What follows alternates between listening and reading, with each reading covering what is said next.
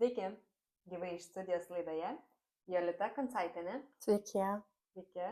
Pilietiškumo ugdymo akademijos įkūrėja savanorė, būrinti ir vienijanti savanorius geriems darbams. Tai papasakok žiūrovams apie save ir ar dar dirbi kokį nors darbą be savanorystės. Sveiki. Taip, dirbu, nes iš savanorystės neišgyvensi. Čia yra tik tais idėja, kuri įkvepia toliau veikti. Šiaip aš esu gyvenimo pareigūnė. 23 metai tarnauju vidaus reikalų sistemoje. Šiuo metu pasienietė, o prieš tai esu dirbusi prieš gaisrinį gelbėjimo tarnybą 112. Tai čia irgi dalis širdies, kur integruojami pilietiškumo veiklas, visą tą patirtį, ką surinkusi esu tarnybai.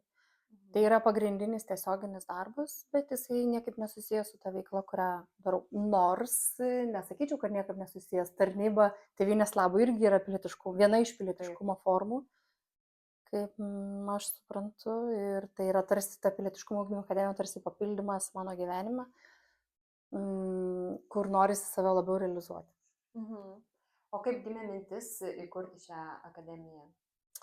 Oi, žinokit, čia tiek tų minčių buvo daug, gyvenime tiek daug visokių įvykių, kurie paskatino.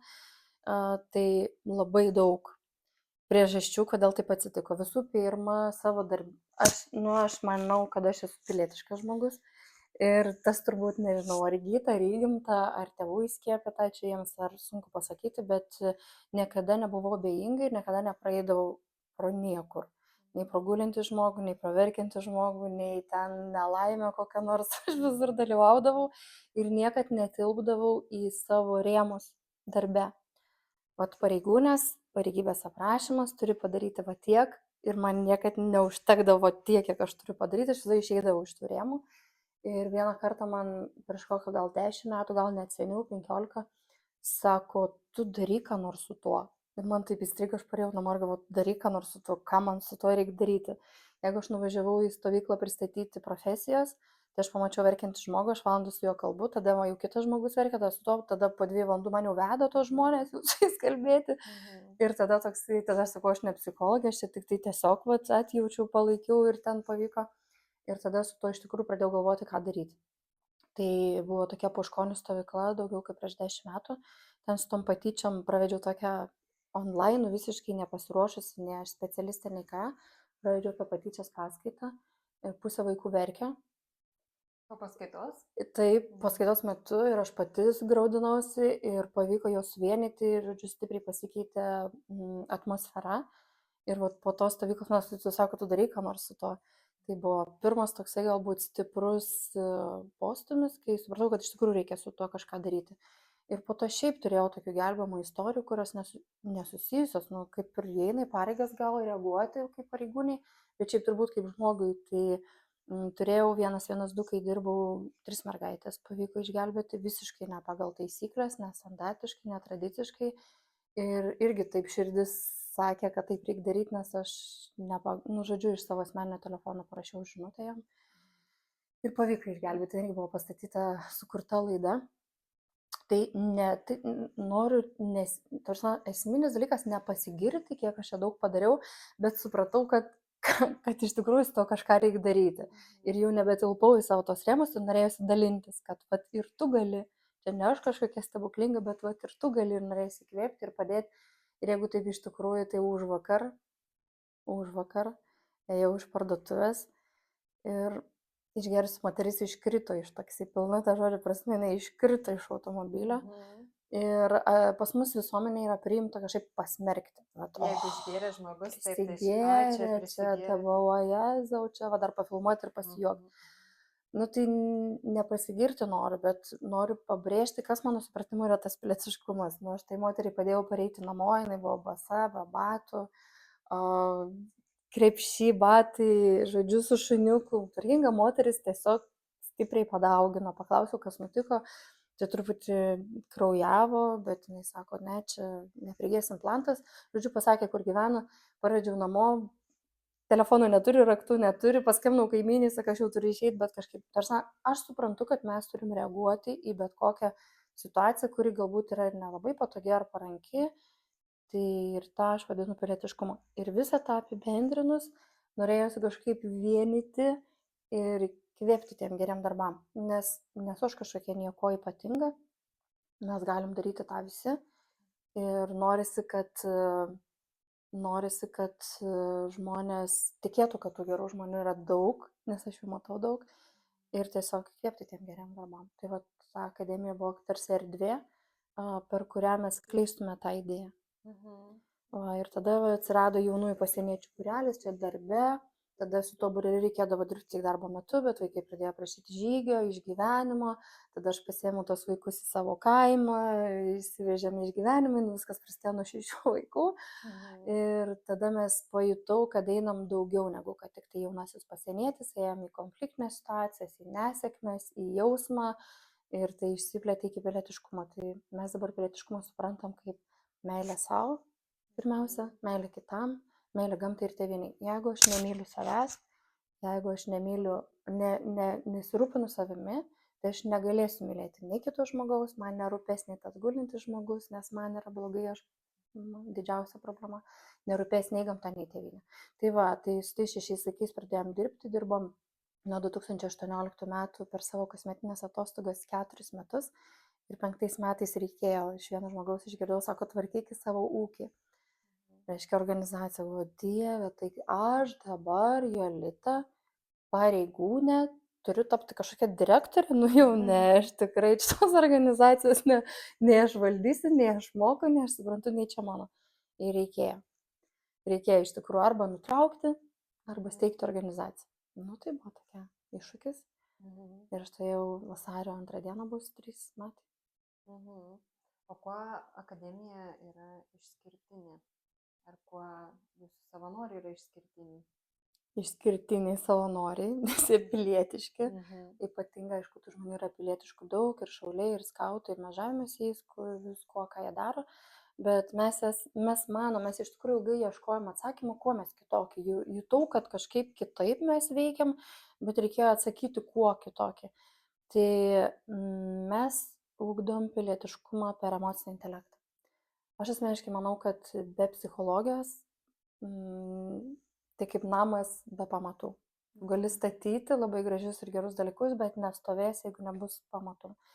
Tai per emocinį intelektą visų pirma jausmas, kaip aš jaučiuosi. Nesvarbu, ar mes komandai dirbam, ar mes darom kažkokį reelsą, ar mes nuotraukas fotografuojam, ar renginys vyksta, ar komandos formavimo mokymai, ar išgyvenimo mokymai. Tai viskas yra pirmiausia apie mane, kaip aš jaučiuosi. Ar aš esu pavalgęs, ar aš esu saugus, ar aš esu patenkintas, minimalus mano poreikiai, ar yra baziniai patenkinti, tik po to galim kalbėti apie tai, ką aš galiu padaryti. Tai per emocinį intelektą. Tai girdėjo tikriausiai istoriją mergaitę, kuri pasisakė mokykloje per viešą kalbą, kad ji jaučiasi mokykloje blogai, tarsi numirusi. Ir jinai gavo kaltinimų, tarsi mums draudžiama jausti. Kodėl tu pyksti? Tu per jautriai reaguoji. Leidžia pajausti natūralu emociją, kurias tu jauti. Nebūtinai tai gali būti laimė, ne džiaugsmas. Visiškai nebūtinai. Būtent mes labai daug jaučiam negatyvių dalykų ir jie yra taip pat reikalingi kaip ir pozityvus ir tai yra žmogaus dalis. Tai vat priimti žmogų, visų pirma reikia priimti žmogų tokį, koks jis yra ir leisti jam būti. Aš pykstu, aš liūdžiu, aš suirzusi, aš nepatenkinta, aš nežinau, daug dalykų, kurie tarsi nepriimtini žmogui. Ir jeigu tu pasakysi, kad tu blogai jautiesi, tai čia kaip ir tavo problema. Nepatogus kitam žmogui. Taip. Bet jeigu mes priemam žmogų, kai jis jaučiasi blogai, kai jis klysta, kai jam nepasiseka, tada jis atsiveria gražiausiam spalvom. Ir tada tik tai tada galima kalbėti apie pilietiškumą. Tai jeigu aš nepriimtas, tai kodėl aš turiu priimti kažkokią valstybę, kuri irgi ten krūvą klaidų daro ir čia viską daro blogai ir ne taip, kaip aš suprantu, kad turėtų būti. Tai toksai viskas prasideda nuo manęs. Aš manau, svarbiausia yra pasakyti, ištransliuoti, ką tu iš tikrųjų jauti. Kad nebūtų taip, kad čia esi nelaimingas, o iš tikrųjų čia turi dabar sakyti visiems, kad oi, koks aš laimingas. Bet mus taip moko. Mokė. Neverk. Vis dar moko, nežinau, bet... Jo, mokė ir moko. Daug yra problemų šitoj vietoj, kaip mes matom, ir ačiū Dievui labai daug sąmoningų tėvelių jau tikrai, kurie ir supranta, ir priema tas emocijas, bet dar vis labai daug girdisi, kad sako, neverk, ypatingai berniukui. Taip, taigi tu berniukas. Taigi tu neverk. berniukas, nepyk, nedaryk man gėdos. Tai va visi tie dalykai, tada vaikas užsidaro, jaučiasi visada, tai jeigu aš supykau, negaliu parodyti, nes būsi nepriimtas, o dar geriau nubaustas, tai labai daug dalykų ir šiaip yra daug gąsdinimų. Jeigu būsi blogas, tai nemylėsiu. O kas yra blogas, kas yra geras, nėra tokios sąvokos. Tai daug. Tai tiesiog mes nei savo renginiuose, nei mokymuose niekada nesakom nieko blogo apie kitus žmonės. Nu, tarkim, vaikas sakytų, aš pykstu, trankoja, trepta, aš pykstu. Aš nesakau, tu pyksti, ne, aš nepykstu. Ne, tu pyksti, ne, aš nepykstu. Matosi, kad ne, aš nepykstu. Tada aiškinamės, o tai kas čia vyksta tuomet, o kodėl tu tada suirzęs ar nepatenkintas. Visų pirma, pripažinti, kad aš pykstu, kad čia nieko blogo, leisti sukurti tą saugią erdvę, kad aš galiu pykti tam pačiam savanoriui, kuris savanoriauja arba vaikui, leisti pykti, priimti, kad supyko, apšaukė, ten nepadarė, nežinau, ir tada tik tais kalbėti apie tai, ką galim daryti toliau. Iš tiesų, mums suaugusiems labai pravartu pažiūrėti į visai mažiukus vaikus, nes jie jaučia tą emociją ir taip gerai visą tai parodo. Mums reikėtų pasimokyti, kaip išleisti savo emociją, ar tą pyktį, ar liūdesį. Tik aišku, reikėtų neužspausti vaiko ir leisti jam tai išjausti. Taip, labai dažnai vaikas viską nuoširdžiai, taip kaip ir aš, turiu 5 metų dukrytę. Ir jinai jau eidama į darželį, nepilnai 2 metukų, 11 mėnesių, sako, mamytė, aš nerimauju. Labai aiškiai kalbėjo jau ir mes mokėmės emocijos nuo pat mažų dienų. Ir, pavyzdžiui, kaip ji dabar, kai supyksta, tai aš sakau, aš matau, kad tu pyksti, bet tas absoliučiai tinka ir suaugusiam žmogui, nors mes labai nenorim to pripažinti ir taip daryti, tugi nemaža, taigi va. Tai kai supyksta, apsikabinu ir sakau, aš matau, kad tu pyksti, bet aš vis tiek tave myliu. Tu labai netinkamai dabar kalbėjai su mamyte, labai negražiai čia pasielgiai, bet aš žinau, kad tu gali geriau. Tai mūsų toj akademijai tas pats yra, kad aš matau, kad tau nepavyko, bet čia nieko baisaus, juk tai yra klaida, tai yra pamoka ir aš žinau, kad tu gali geriau. Tas tikėjimas nenurašo žmogo, gavo dvejetą, kas iš tavęs bus, nieko nebus iš tavęs, viskas jau, čia jau tikrai įsi gatvį šluoti, nieko, čia yra patirtis, iš kurios tu gali mokytis, aš žinau, kad tu gali geriau. Ir būna klausiu, sako, kodėl jūs manote, kad aš galiu geriau? Tiesiog tiki žmogum, kad aš žinau, kad tu gali geriau. Paskatinti jį, pasitaisyti galų gale, ne? Pasielgti kitaip. Taip. Stresiniai, tarkim, situacijai. Ja, tai klausiu čia vienos savanorės, kokią tu patirtį iš mūsų renginių, tai sako, klaidų priėmimo patirtį. Jautėsi suklydusi ir jautėsi tarsi nebeverta toliau būti, o čia vertina ir priimta. Yes. O grįžtant prie pačios akademijos, papasakok, kokiomis veiklomis jūs užsimet, ką jūs ten veikiat. Yra stovyklos, ar ne? Ja. Patirminiai renginiai, tai visi mes norim nuotykio. Niekas mes nenorim prie knygos atsisėdę mokytis dabar, kokios čia organizacijos valstybėje veikia, teisėsaugos institucijos, kam jums reikalingos. Bet per patirtį susipažinti su įvairiausiam organizacijom, nes kas yra valstybė?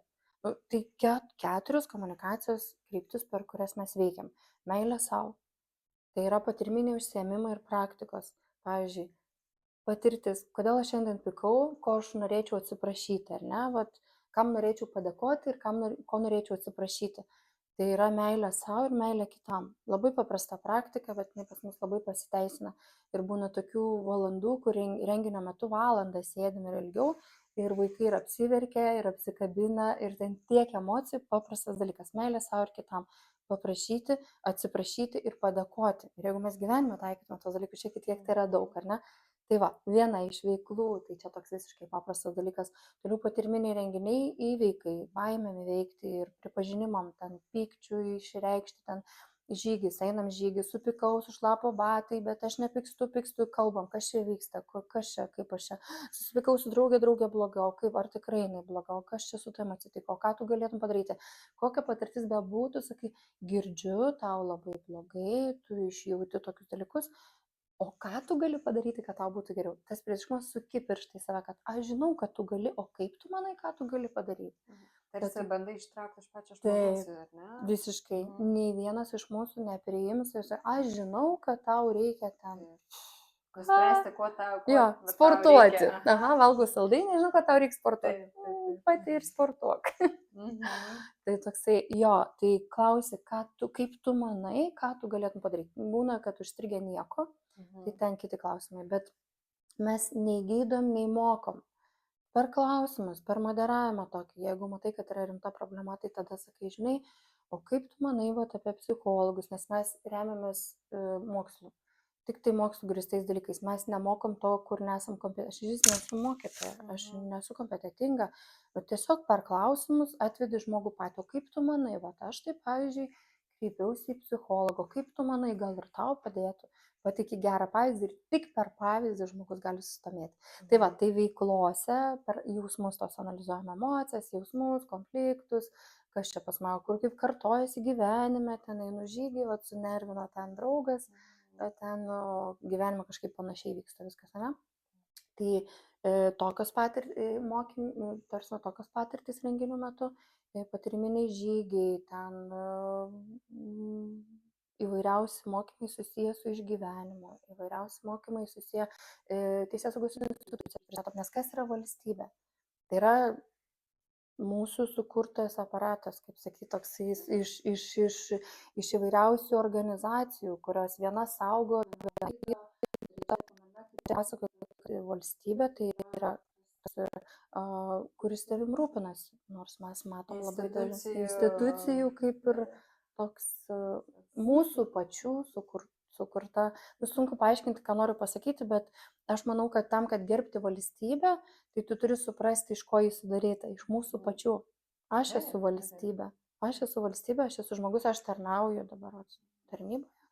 Mano tikslas yra padėti. Tai tam, kad gerbtume valstybę, tai tu žinot, kad pasieniečiai saugoja sieną. Policininkai padės, kai tau bus blogai, medikai atvažiuos ir kad mes matytume gerus dalykus, o ne blogus, nes visi klysta, ir pareigūnai klysta, ir žmonės klysta. Tai pristatyti tą valstybę ir įdiegti, kad tu esi pokytis. Jeigu tu matai problemą, ar policijoje, ar valdžioj, ten sako bloga valdžia, tai tu gali būti valdžioj, tu gali būti sistemoje dalis, kuri keisi, tu esi pokytis. Ir tas pilietiškumas, tai suvokimas, kad aš esu pokytis. Nes mes labai dažnai jaučiamės labai maži, tai ką jau aš čia padarysiu, tokia aukos pozicija. Tai ką aš vienas čia padarysiu. Visai vienas, gal ir nieko, bet ir vienas žmogus labai daug gali padaryti. Tai va, aš nenorėjau būti viena, pradėjau vienyti ir turim organizaciją. O pas jūs atvyksta savanoriai, jūs kažkaip apmokinat, ar kaip vyksta visas? Jo. Labai platu, galima užsiregistruoti, pilietiškumoakademija.lt yra puslapis ir galima užsiregistruoti savanoriams, kurie nurodo, ką jie galėtų daryti. Mes stengiamės adaptuoti, pritaikyti gebėjimus visų, kurie registruojasi. Pavyzdžiui, jeigu tai suaugęs, jisai ten gali būti mokytojas, jeigu jis nemokytojas, gal psichologas, jeigu jis ne psichologas, gal fotografas ir su vaikais taip pat. Ką tu labiausiai mėgsti veikti? Sako, fotografuoti, tai gal galėtum fotografuoti. Arba ten, pavyzdžiui, mėgstu kompiuteristas. Gal tu galėtum ten, nežinau, sukurti internetinio puslapio kažkokią tai naują skiltį, ar ne? Mes ten parašom jo vardą, pavardę, kad štai čia jo rezultatas. Tai stengiamės adaptuoti tie savanoriai. Kiekvienas žmogus ras vietą pas mūsų organizaciją. Mes rasim jam vietą, kad jam būtų fainai.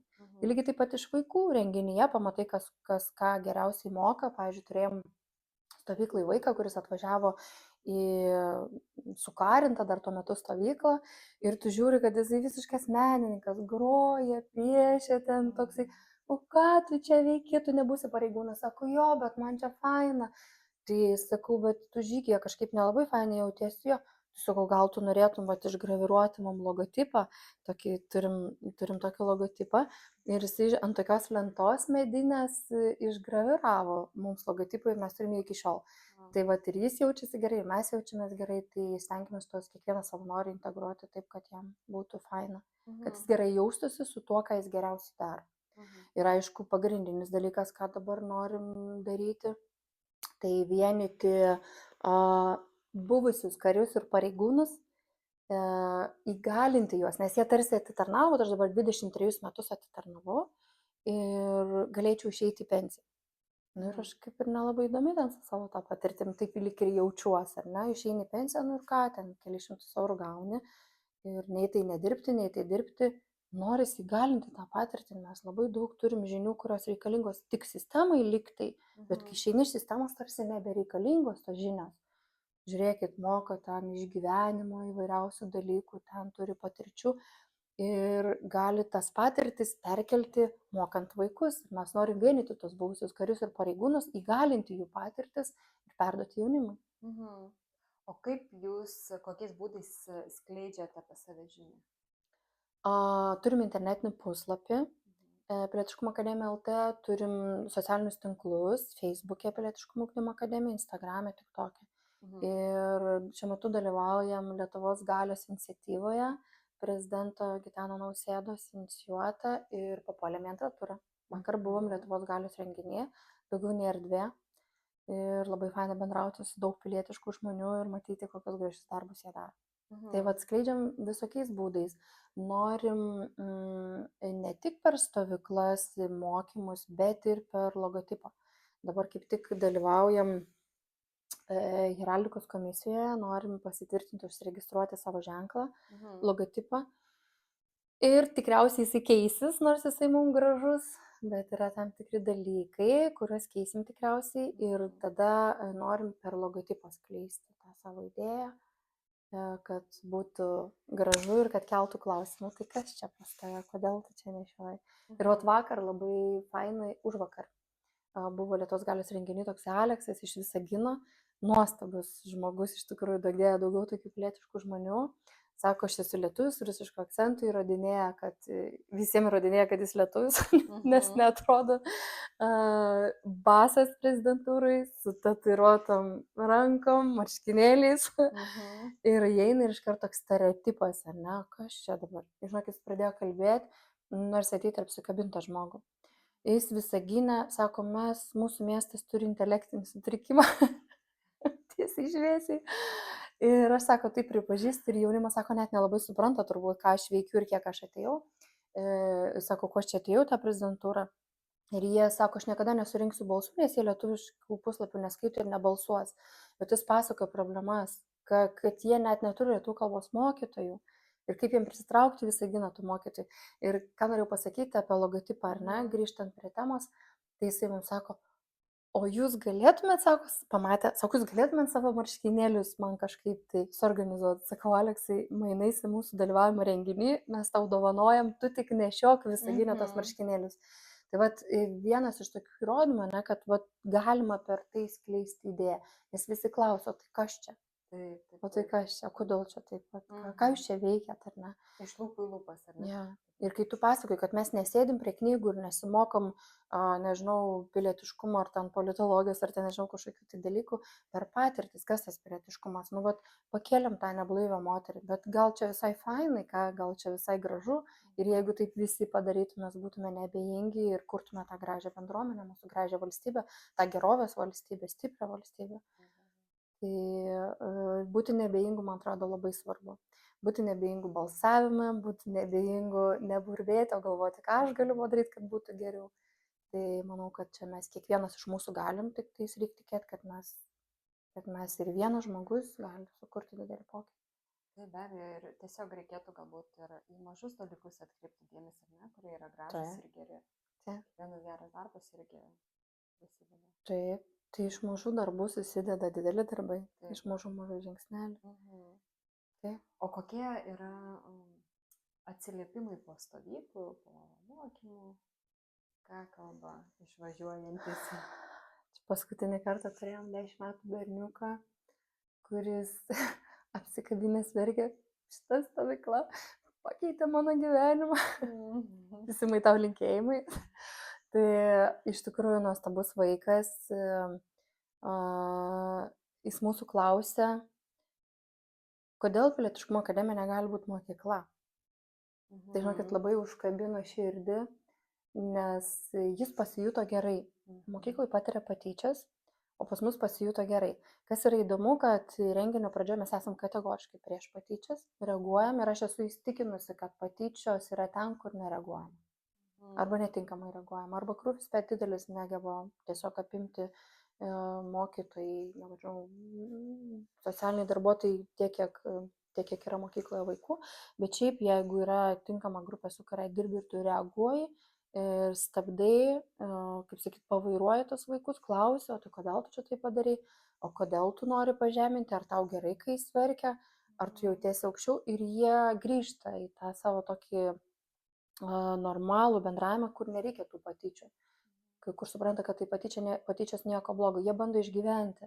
Tai vat, ir kas įdomu, tas berniukas bandė pasityčiot, mes jį sustabdėm, gavo pasiekmių, pas mus nėra bausmių, yra pasiekmes. Na, užkliuvom už padelį, jis nukrito, jis sudužo. Tai yra pasiekmė. Tai nėra bausmė, niekas nenubaudė, kad sudaužim padelį. Tai yra pasiekmė natūrali. Ir pas mus yra pasiekmes, jos adekvačios veikloms, tarsi atliktiem dalykam, ir jisai pasityčiojo, gavo sportą ir buvo paklaustas, ką tu gali padaryti, kad būtų geriau, jisai pasiūlė atsiprašyti, tai yra labai gražu. Ir to pakanka sočiai. Ir jisai po to fizinio krūvio jautėsi žiauriai gerai ir keitėsi jo elgesys absoliučiai. Tai vad, ką jisai išsinešė, sunku pasakyti, bet turbūt patirti, kad tyčiojimasis vis tiek nieko gero neduoda. Ir kai jo klausiu, kodėl tu tyčiais, dėl to, kad iš manęs tyčiais, jis bandė išgyventi. Mes parodėm, kad išgyventi galima kitaip, be patyčių ir jaustis gerai. Tai atsiliepimų yra daug ir gražių, kaip Rono savanorės, kad atsiliepimas, leidimas klysti. Kai tu supranti, kad aš galiu klysti ir vis tiek būsiu priimtas, leidimas jausti. Tai va, tokius atsiliepimus gaunam ir tas labai įkvepia. Dar ir moterų stovyklą organizuojam, tai irgi labai gražių atsiliepimų, jau galvojau, čia pavargau labai daug, visko jau nedarysiu, gal mažiau. Ir nepavyksta, gauni atsiliepimų ir vėl įkvėpimas ir vėl norisi jo. Tai tie tokie palaikymas, kad darykite tai, ką darote, nes tai yra svarbu, tai ir įkvėpia. Tikrai. Ir kalbant apie patyčias, tai sakai, kad mokot nesityčioti. O kaip jūs padedate tam žmogui, iš kurio tyčiasi? Kaip jam išgyventi visą tą? Ar jūs irgi tai padedate kažkokiu būdu? Žinot, kaip paprastas žmogus, tu esi nebejingas ir reaguoji, klausi, kaip tu jautiesi, nes čia yra dviejų žmonių problema. Vienas, kuris tyčiasi, kitas, kuris leidžia, kad taip atsitiktų. Tai reiškia ribų nebuvimas, aš negaliu nubrėžti ribos, negaliu pasakyti stop, mes naudojam paprastą techniką ir mano vaikas 5 metų sako stop, man nemalonu. Aš tą bandau savo išmokyti. Labai puikiai, nuo 2 metų stop, man nemalonu. Tai labai gražu ir kai kuriems net ir suaugusiems labai sunku tą pasakyti. Nes, o kaip bus, jeigu aš pasakysiu stop, man nemalonu ir, pavyzdžiui, baimė prarasti tą žmogų ir aš geriau pakentėsiu, bet kad jau čia tik tais neprarašiau. Tai mokomės pasakyti, brėžti ribas paprastais dalykais, kur mano poreikiai yra svarbus, aš esu svarbus ir man nemalonu. Tai vienas brėžia ribas, o tas, kuris tyčiosi, gavęs tas ribas, turi jas priimti. Tai tiesiog, bet mes per pokalbį, ten tie vaikai tokiais rimtais, tokiais sudėtingom frazėm jie nesupranta, bet klausi, kaip tu manai, va tą pagalbės metodą, kaip tu manai, kaip jis jaučiasi, o kaip tu manai, kaip tu, o kaip tu manai, kodėl tu taip darai, o kaip jeigu tau taip sakytų, ką tu darytum. Tokį stengiasi atvesti į tą empatiją, į tą tokį, kad jis įsijaustų į kito vaiko situaciją. Ir man pavyksta, turiu tokį, man pavyksta užkabinti tą širdelę ir paklausti, o tai vat, dabar tu jį skaudinai ir, pavyzdžiui, grįžęs namo jisai verks dabar 2 valandas ir ar tau dėl to gerai? Ir tada tas vaikas pradeda galvoti, kad, bet aš tai čia taip nenorėjau, aš norėjau tik tai būti kietas, va, čia prie kitų, ne? Tai pavyksta man užkabinti tą širdelę ir tie vaikai išgirsta. Bet tas yra fainai. Nes turbūt ir atvyksta šiek tiek didesni vaikai, ne visai mažiukai. Ar yra amžiaus cenzas, kada galima atvykti? Yra nuo 8 iki 13 metų renginys ir nuo 13 iki 20. Dabar svarstom, yra poreikis ir suaugusiems, ir šeimos prašosi su vaikais tokių pačių patariminių renginių, ir įmonės, tai tikėtina, kad teks plėstis. Tu esi pelniusi Petkevičaitės bitės apdovanojimą, ar ne? Taip. Kaip jis vadinasi? Tarnaukime tėvynei. Ir Atminimo medalis. ar tau tai, kaip tu jauteisi ir kokią vertę tau tai suteikė? Žinokit, nuoširdžiai pasakysiu, verkiau. Čia bendruomenių nuopelnas buvo, jos teikia, Vilniaus rajono savivaldybė teikia apdovanojimai. Ir kai nuvažiavau Panevėžį atsiimti to apdovanojimo, tai aš nesijaučiau nusipelniusi, nes ten 90 metų seneliai gaudavo už viso gyvenimo nuopelnus tos medalius ir tikrai nuoširdžiai pasakysiu, graudinausi. Bet, jeigu tai buvo, reiškia taip turėjo būti, jo, ir aš jaučiu, kad tai tarsi labiau įpareigojimas toliau nešti tą žinią ir labiau įpareigojimas negu apdovanojimas jau už tai, ką padariau, nes jaučiuosi tiek dar nepadariusi galbūt, bet aišku labai gera. Prieš tą apdovanojimą aš kėliau klausimą, kas aš tokia, kad čia vadovaučiau Pilietiškumo ugdymo akademijai, ne aš profesorius, ne aš lektorė, aš paprasta pareigūnė, mama, paprastas gyventojas ir šiaip. Ir atėjo atsakymas tais pačiais metais, kai įsteigėm organizaciją, tai 23, man atrodo, po metų gavom tą apdovanojimą ir aš labiau jaučiuosi, kad tai organizacijai apdovanojimas, tarsi patvirtinimas, kad pripažinta, solidi ir aš jaučiu, kad organizacijos nuopelnas, ne tik mano kažkodėl. Tai man buvo labai gera, kad tarsi nereikia nieko būti, nei profesorium, nei mokytojui, nei lektorium, nei psichologu, pakanka būti pilietišku žmogum ir dalintis, norėti dalintis. Daryti gerą. Ja. Ir kiekvienam iš mūsų, ar ne, padaryti kažką. Žiauriai gerą. O kas tau yra pilietiškumas? Pabaigai. Pilietiškumas taip sunkiai apibrėžiamas dalykas, tai man ir yra iš tikrųjų tas, ką aš įvardinu organizacijai, meilė savo, meilė kitam, meilė gamtai ir tėvynei. Žiūrėkit, jeigu aš nesirūpinsiu savim, tai aš negalėsiu pasirūpinti tą moterim, kuri iškrito iš taksi ir negalėsiu jos atjausti. Kai tu gerai jautiesi, tu nesmerki kito žmogaus, o tu jį atjauti. Jeigu žmogus yra piktas, tai sakai, aš matau, kad tu pyksti ir sakai, net gal jam šauni tą patį, kaip jisai tau, o klausiu, gal aš tau kažko galėčiau padėti, kas nutiko, kad tau tai pikta. Tai meilė savo, meilė kitam, meilė gamtai ir tėvynei. Man tai yra pilietiškumas. Ačiū labai už šį pokalbį, labai šią gražią gaidą ir pabaigsim. Tai žiūrovai kviečiu tikrai pasiskaityti Pilietiškumo akademija.lt, atvesti savo vaikus, pasimokyti pilietiškumo. Tai ačiū labai. Ačiū Jums už tai, kad viešinat ir kuriate įdomias laidas. Norim taip pat prisidėti prie gerų darbų, prie pilietiškumo ir ačiū, sakau, ir iki pasimatymo.